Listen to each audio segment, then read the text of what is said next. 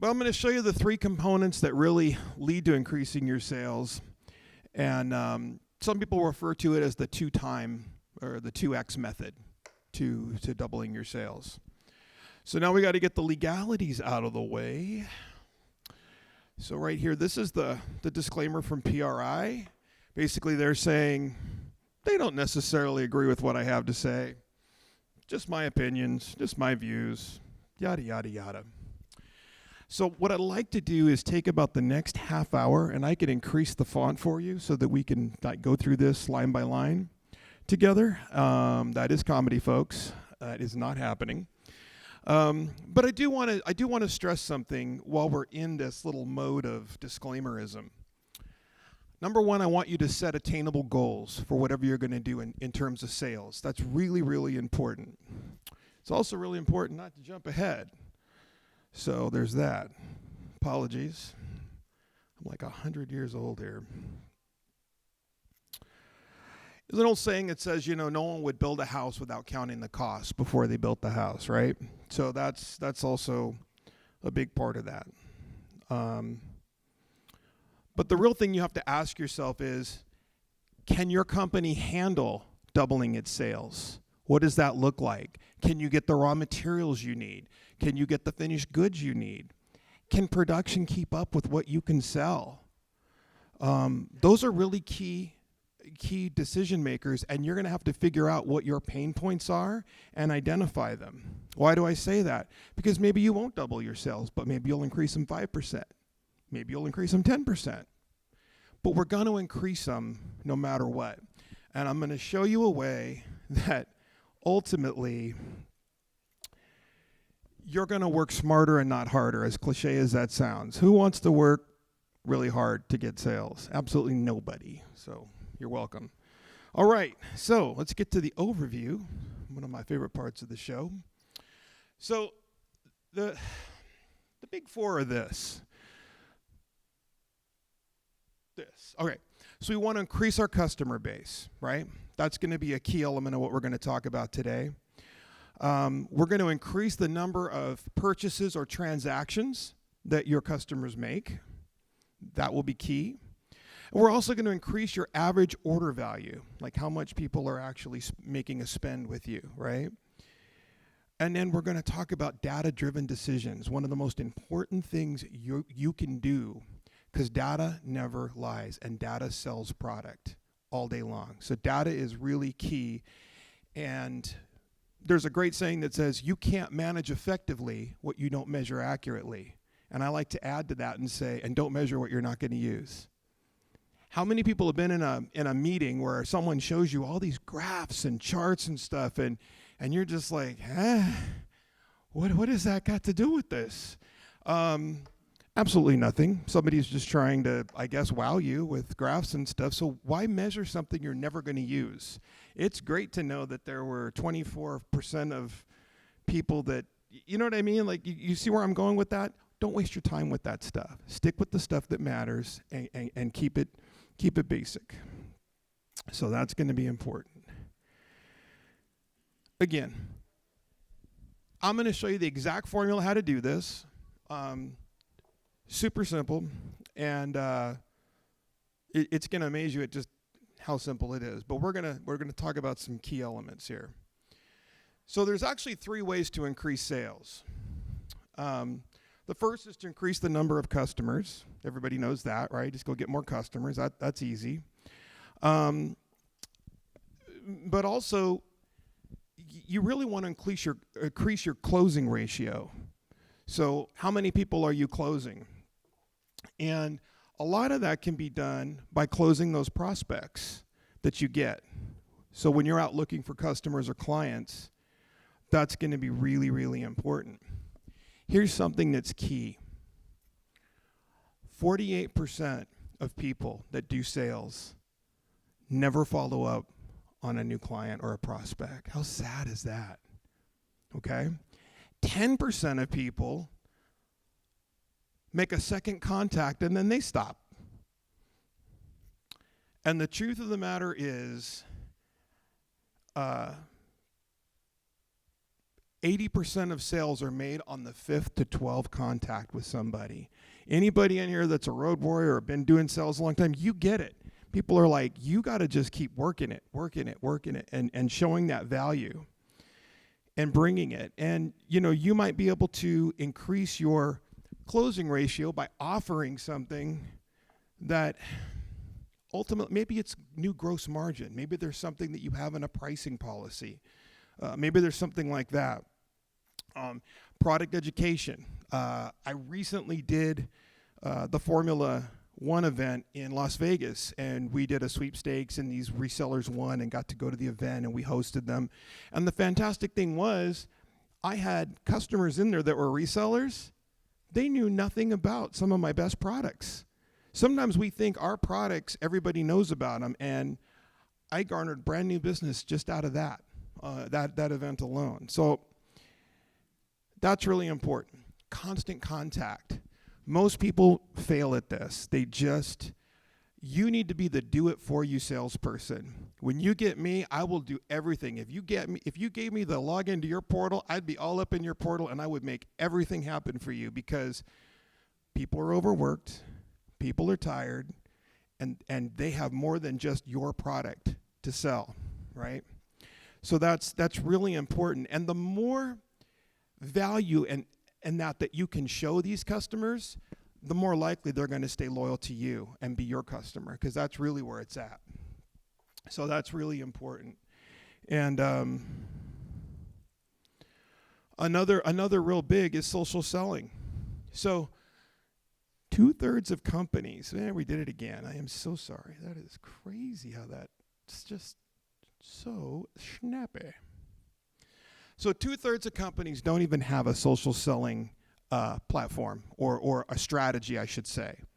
In the old days, we'd go to a trade show or we would go to an event and we'd give out 500 catalogs and we would be high-fiving each other, right? Like, we give out 500 catalogs, man, this is great. Well, if it's clutches and I'm giving away a full catalog, which is costing me a nice little dime, why am I giving this person a catalog with all my clutches and she only wants one clutch, right? So most of those end up in the trash, or they end up on the grounds of the event. And if I were to send one person to that show, it's probably going to cost me roughly $3,000, right, to reach 500 people. And if I send 2 people, it's about $6,000, right? Just basic little show, expenses, booth, time, paying the employees, all that stuff. Well, for about $1,250, I can reach 150,000 people on Instagram.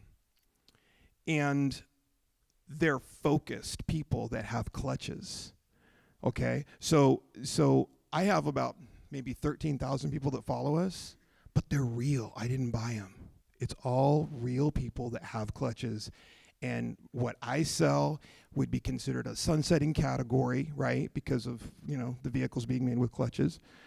However, I know that those people are reaching the other people that have that third pedal. And that's so important to me, right? Because I got to make sure that I'm laser focused on my sales. So I don't have something that just everybody wants a mic stand, right? Something like that. So ultimately, we run these sales and we don't sell much. But what happens is my customers start to sell as a result of these postings. You'll see things like, hey, at Mark, ACT sale, blah, blah, blah. And you begin to see your non-direct and your direct accounts, their dollars go up big time. So why would someone not buy from me direct? First of all, I sell higher than my customers because I don't want to compete with the people that I sell to, right? I want to be fair about that, but there are some people that just have to buy direct, which is fine. It's all good. But what happens is, if you're going to install a clutch, for example, you need some other things. So why are you going to buy the clutch from me and the bearing from her and we get the alignment tool from him, right? That kind of a thing. How many people, show of hands, want more than one tracking number for their packages? Go ahead. Shout it out. How dare you? Right, nobody does. So you're going to go to somewhere you trust, someone you're loyal to, someone that where you want to make sure that you're buying those parts and you have one tracking number if at all possible. Nobody wants to do that.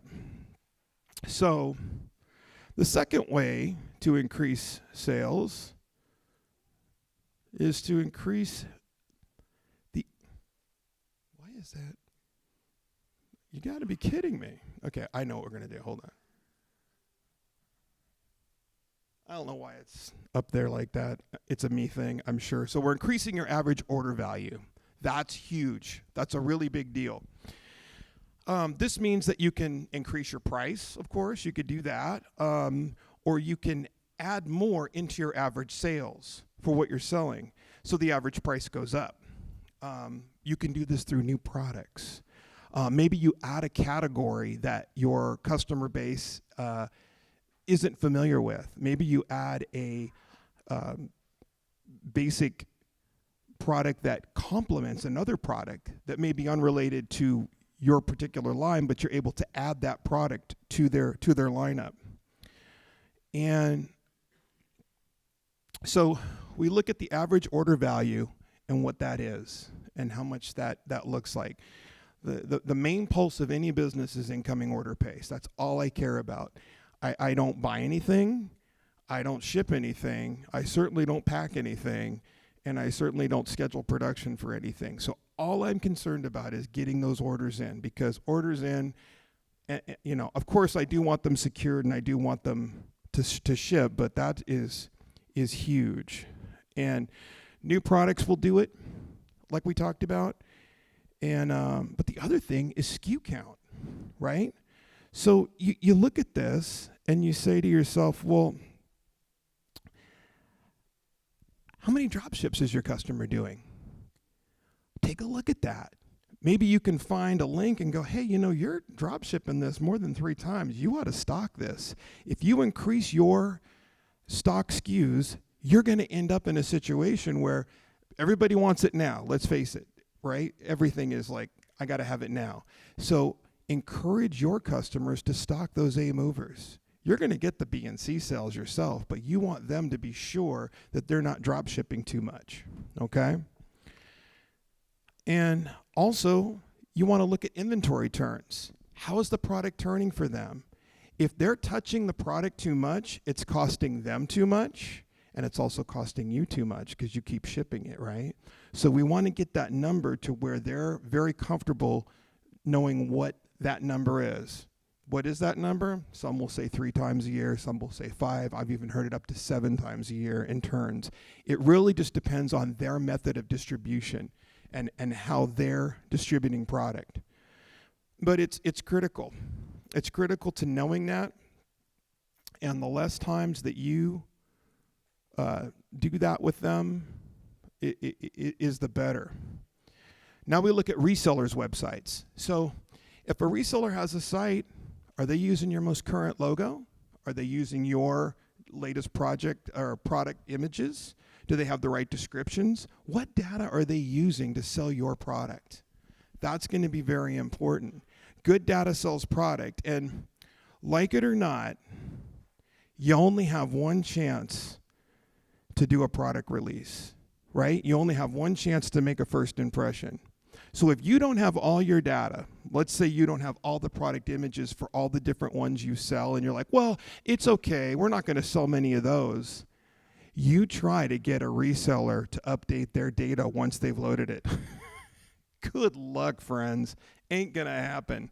It's going to be rare that you're going to see that happen. Now, let's say you go to their site and they specialize in sport compact, and you have domestic clutches. But you look on their site and they're not carrying any of your domestic clutches. Why not?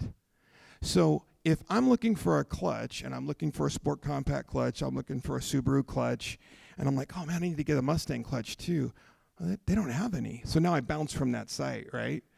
I bounce from that site. If that customer bounces from your site, they may never come back. You may lose them forever because they're going to go to where? One tracking number. It doesn't cost them anything to list your product. They don't have to necessarily stock it. They just have to be able to either drop ship it or get it, right? So that's really important when it comes to a reseller's site. And I feel like we just got ahead of ourselves again. Resellers. No. So we're going to increase the frequency of buys. This is the third way that you're going to increase your sales. You're going to want to increase the times, the number of purchases that they do. So getting your existing customers or your new customers to buy more frequently is absolutely a strategy that I've used. And you need to know really ultimately, how often are your customers buying from you right now?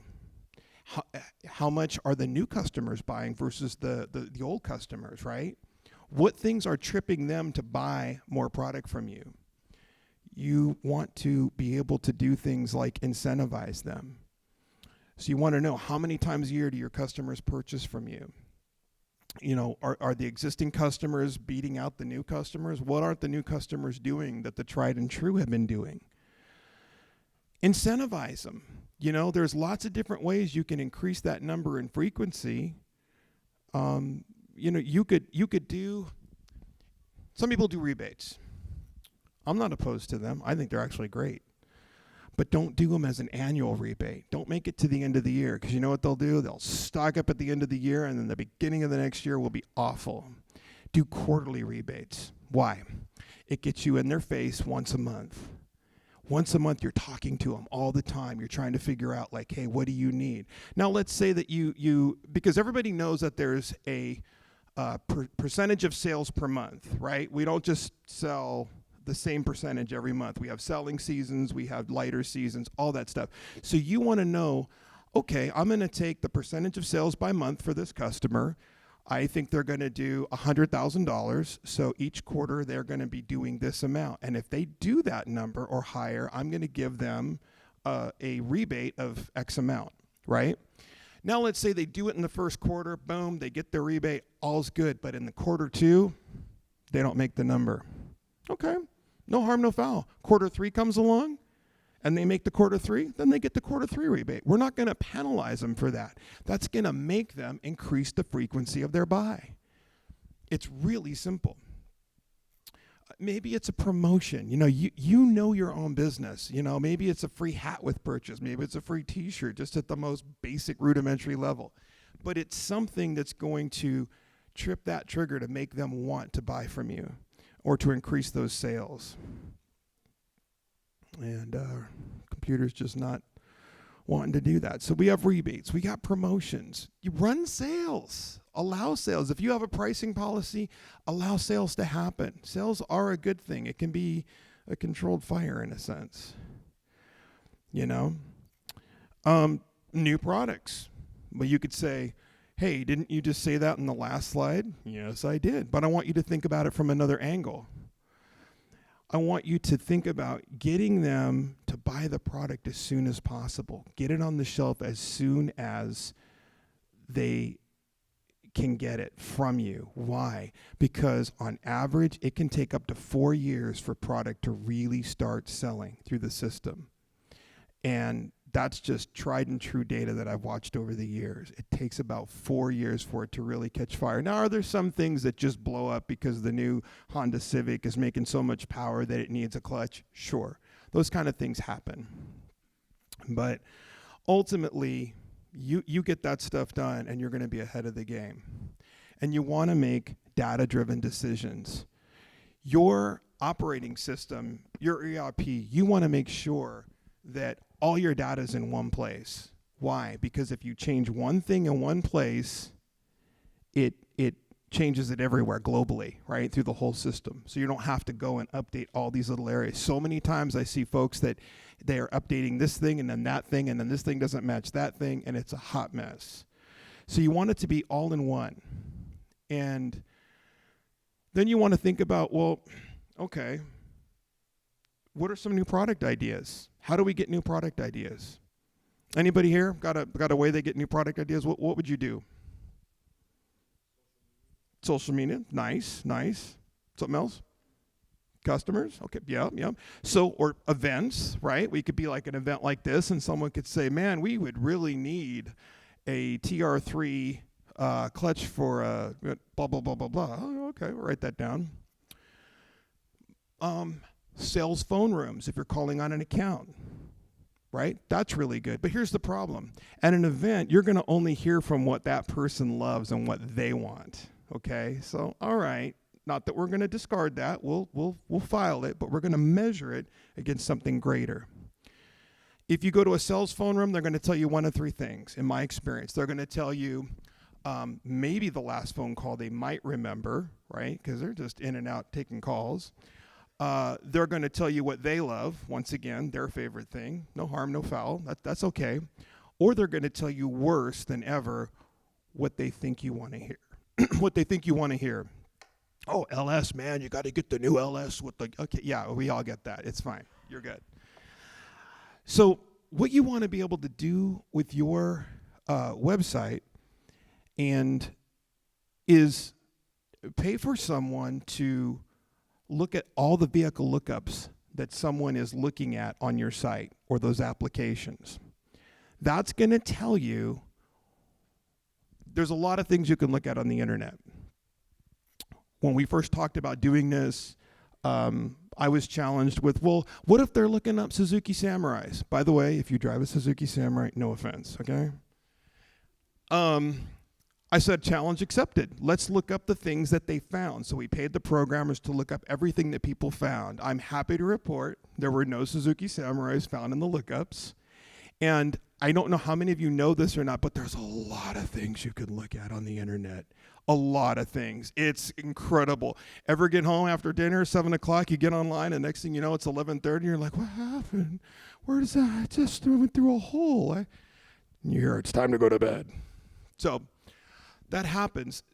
You get that vehicle lookup going, and you're going to actually know what engineering should make. Because I'll tell you what, if you go to a website to look up a clutch, if you're a weirdo and you don't need a clutch, okay, good for you, fanboy. But you probably need a clutch, right? So it's going to be the same with whatever your product or whatever it is that you're selling is as well. So what we're talking about is a holes report. Where are the holes? You don't even want to know how many of you, because I look at all your websites, you only show the things that you make stuff for. You don't show the things you don't make stuff for because you're like, well, that's all we make it for. You're missing it, man. You could completely start looking at what you're missing instead of being able to just offer, well, we've always offered this. It's the way it's always been done, and that's how we do it. Okay, cool. So here we go again with this silly computer. SEMA Data Co-op. Now they call themselves SEMA Data, but let's just call it that. SEMA Data. Does anybody know about SEMA Data in here? Show of hands. Maybe a few people. That's all right. SEMA Data is free information exchange to receivers. Your data, your products, right to them. It's what sells products. They are incredible in what they've been able to do. One of the biggest issues that our industry has had is, well, we don't know what to do with this data.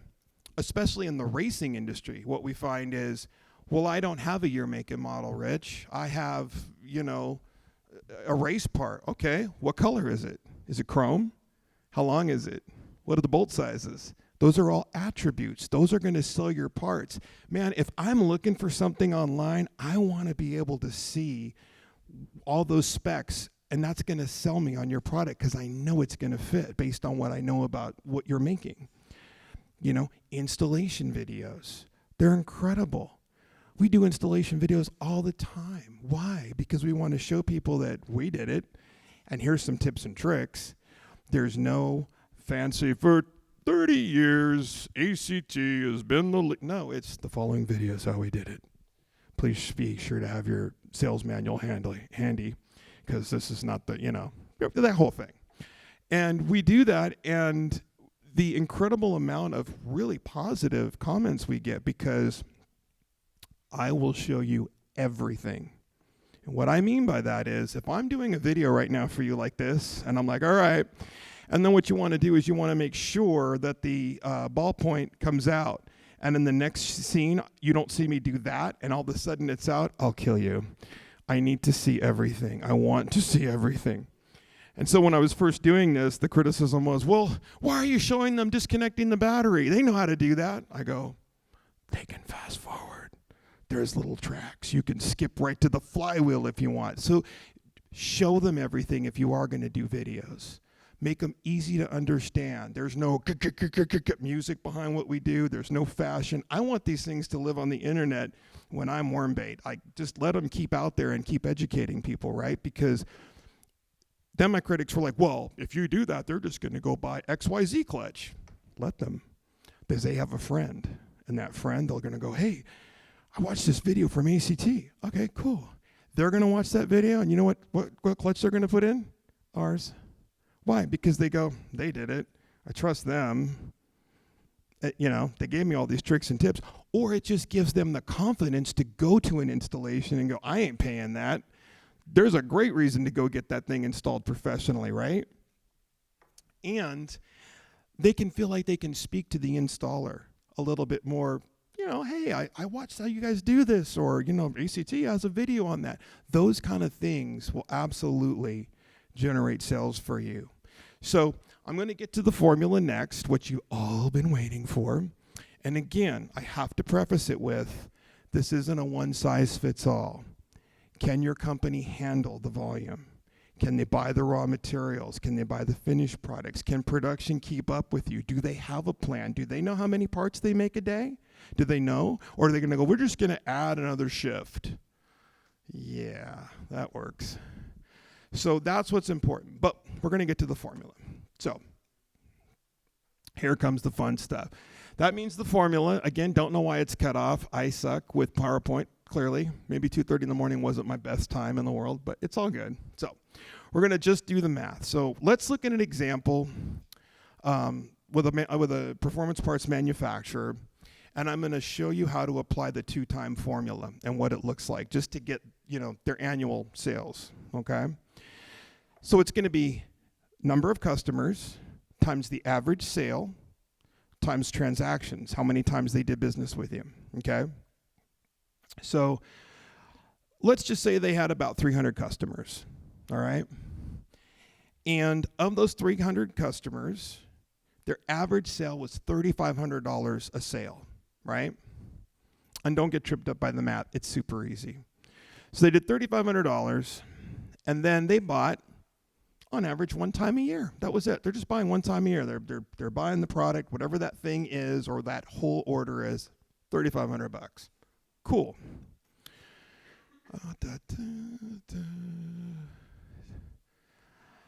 So it's pretty decent business, but at this time they're not earning that much profit, right?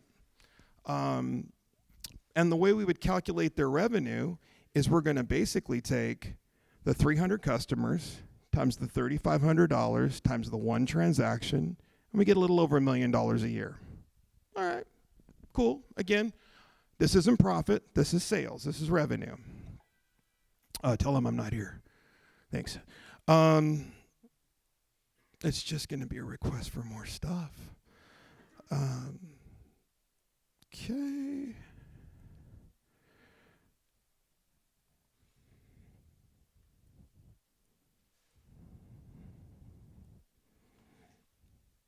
Okay, so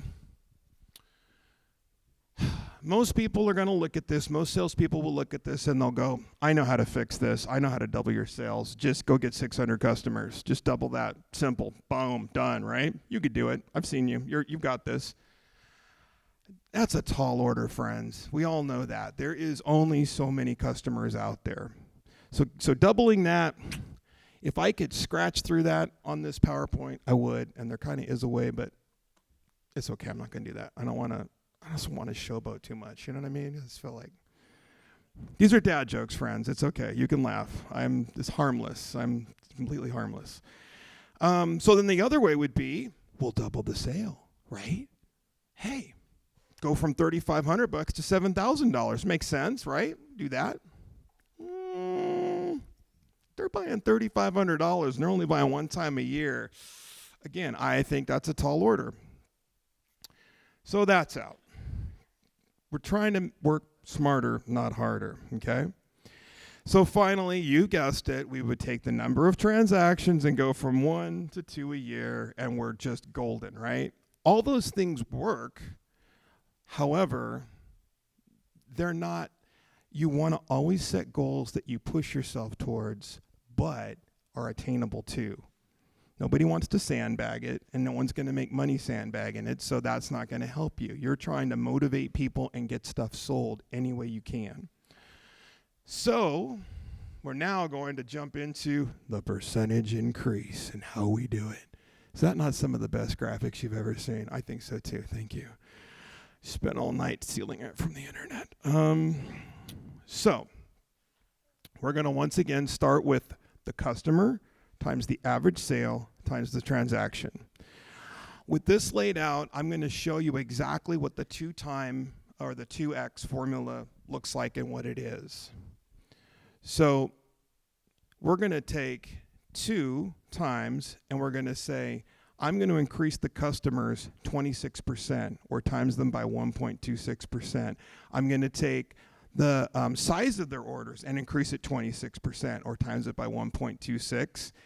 And I'm going to increase the frequency that they buy 26%, right? So, okay, sounds pretty cool. But how does that work, Rich? I'm glad you asked. So, in order to do that, what you're going to see is you take 300 customers and increase them 26%, that's 378 customers. If you can't go get 78 more customers, I have no hope for you, and you can leave now. Ushers, lock the doors. But that's a much more attainable deal, friends. 78 customers, you can even, if let's say you're a mature company, like for example, we're a mature company. I'm not looking to go open up everybody in the world. I want to sell through distribution. I want them to take the credit risk. I want them to have the bulk of the customers, right? But I could do that. But I want to support that. And it allows me to have less inventory on the shelf too. Hello, overhead. So that's important. Now, we went backwards somehow, apologize. So now the average sale, $3,500. We times it by 1.26 and we get $4,410. What is that, roughly $910 more? Hello? You could get that in a price increase if you had to, or you could add more products to what they buy in their mix, whatever that looks like. Maybe it's an accessory. Maybe it's something that's unrelated to the brand that you have, but you're going to add that, right? So now, here it comes. See, I told you, it's clickbait that delivers, friends. Probably even going to bank some time with you. You're going to love that. I'm going to get you out of here early. Yeah, no, you're not. Anyhow, so one transaction, I don't know why it keeps going backwards. I just suck. So 378 customers times $4,410 times 1.26 transactions. Wait a second, Rich. How much is 26% more in transactions? Look at it like this, real simple. If they were buying once a year, 26% more is about every 9.5 months.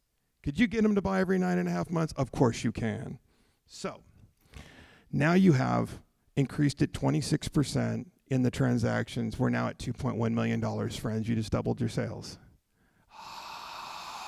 Thank you. Drop the mic. Okay, maybe not. It's fine. It's all good. So when we look at this, we see that it makes a really big difference. But maybe that number is only 5%. Maybe it's 10%. Only you are going to be able to navigate that and figure out what it is. But I like to give you the big picture of what it is, because it may be out of your control. Again, can they get the supplies that they need? Can they meet the demand of shipping? We all know what we went through COVID with trying to get raw materials in. It was crazy. Crazy bananas.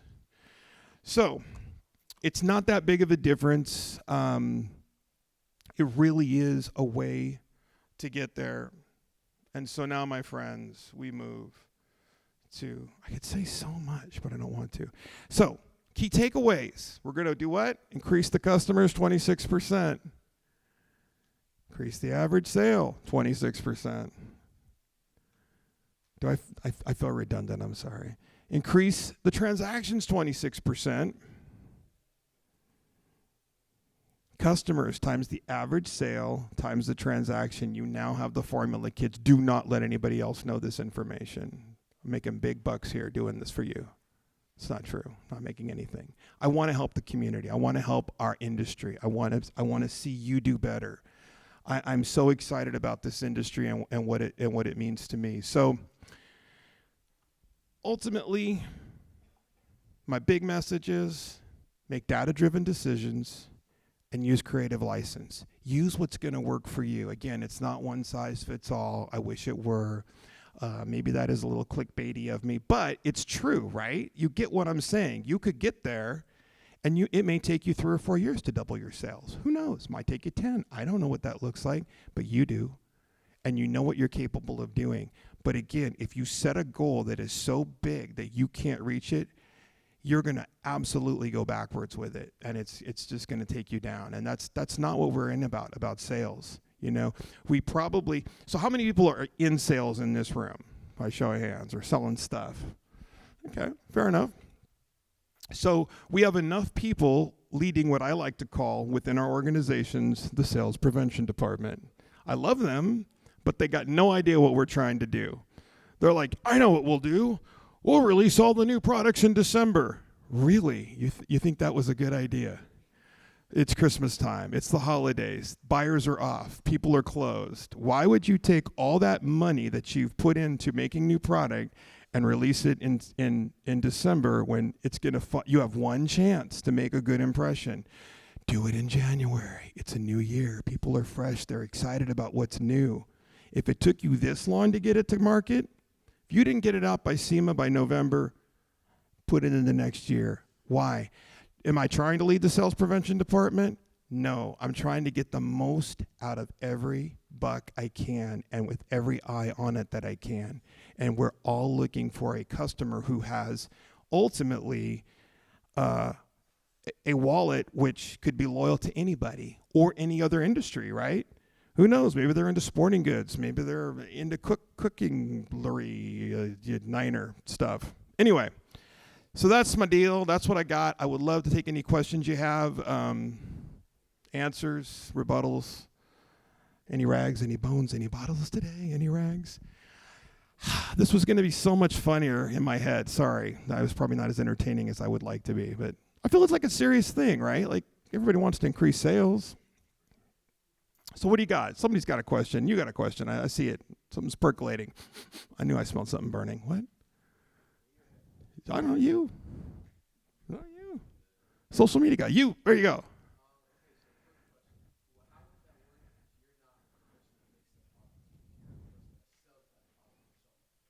Great question. So it is. So what if you're not the person making product? You're not the manufacturer. You're the person selling the product.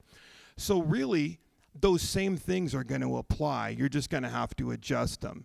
And it's actually going to give you greater control because now you're not talking about just one product. You're talking about a multitude of products, right? So, for example, what industry are you in or sells? Performance parts. So you have a whole menu of manufacturers you can sell from. All of those things are going to count. And things that you can do is you've got probably good records of what people are buying, right? So Joe's Muffler has been ordering, and they want to order a clutch from you, right? But you look and you go, hey, Joe, I noticed you're not buying any oil filters from us. How about you throw down some oil filters, and I'll make a little something happen on that clutch purchase. You see, you're increasing those sales by finding other things to sell them. In my whole career, I've never had to sell garbage. I've always had quality products that I worked for and sold. So I've never been hey, let me ask you, what would it take for you to take some of this home tonight? Did you know that those tires match your eyes? And my darkened sales heart. But no, it's one of those things where you could still apply all of the same math because you do want to increase your customers. You do want to, increase the average sale. price and you want to increase how many times they're buying from you. And you can do it through social media. You can do it through retargeted marketing. How many people know what retargeted marketing are in here? Retargeted marketing, anybody? Anybody at all? Okay, so retargeting marketing is, let's just say that you were a huge fan of, give me something, name something. Baseball. Did I hear baseball? Okay, that was good. Okay, so baseball. So you're looking at mitts, you're looking at balls, you're looking at nets, right? It's so good. And now you're like, well, I'm going to go look and see if they have that filter for my car. So you go onto a site and you're looking at the filter on the car, but all of a sudden there's all this baseball stuff around you. That's retargeted marketing. They're following you. And yes, your phone is listening to you, and just get over yourself. It's fine. Who cares? They already know everything they want to know anyway. So that is what retargeted marketing is in a nutshell. And I think that it's a very powerful tool. I mean, I've even fallen for the banana in the tailpipe. I have absolutely fallen for retargeted marketing and have purchased. Yes?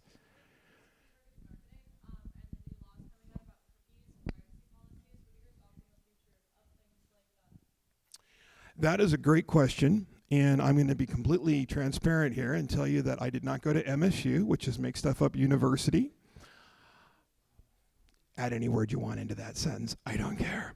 But I don't really know, to be fair. I think we're going to have to really see how it shakes out. I mean, no one even has, I'm kind of surprised, even talked about AI in this meeting. I mean, I'm playing with AI all the time in my business and what I'm doing. And it's helping me become better at what I do. I don't want it to do it for me. I want to learn from it. Let's say I want to write an email, but I want to make sure there's no emotion in it. Hey, AI, go in there. And by the way, it's free. Don't buy an app on your phone. Just sign up for it. It's free. You don't have to pay for AI, ChatGPT. And say, here's my email. Strip out the emotion. Make it factual. Make it professional. And everything that Rich wanted to say that was all is gone, which is fantastical. Because people don't want to hear it. People don't want to listen. People don't listen. People skim read. People still don't read. And it doesn't matter how many times you tell them. And all you got to do is pick this guy. I'm the number one offender. I am a skim reader. I'm looking for a support group. So if any of you have something for me, that would be fantastic. I could absolutely, I used to pride myself on not being a skim reader. And it's like, and I have autocorrect in my head. I work with someone who can see anything that's wrong. Like, they can walk by product and go, that ain't right. That was made wrong. And I'm like, how do you know that? It's just, that's a gift, right? My gift is autocorrect. I make the word right. There, here, read, read, I don't know. And by the way, if you are fighting with someone over potato and potato, potato always wins. And if they are saying potato, you probably don't need them as a friend. Okay, no offense. Just gonna throw that out there. These are jokes, people. It's okay. They're dad jokes. I get it. Anyway, anything else? Did it help you? Yeah, see? Hell yeah. That was nice. You're coming to all my events. He will be my new handler. Stand there, Rich. Do this. Well, I hope it helped you. I really wanted to make it fun. I'm sorry it wasn't as fun as it could have been and that my technical skills sucked out loud, but you get it.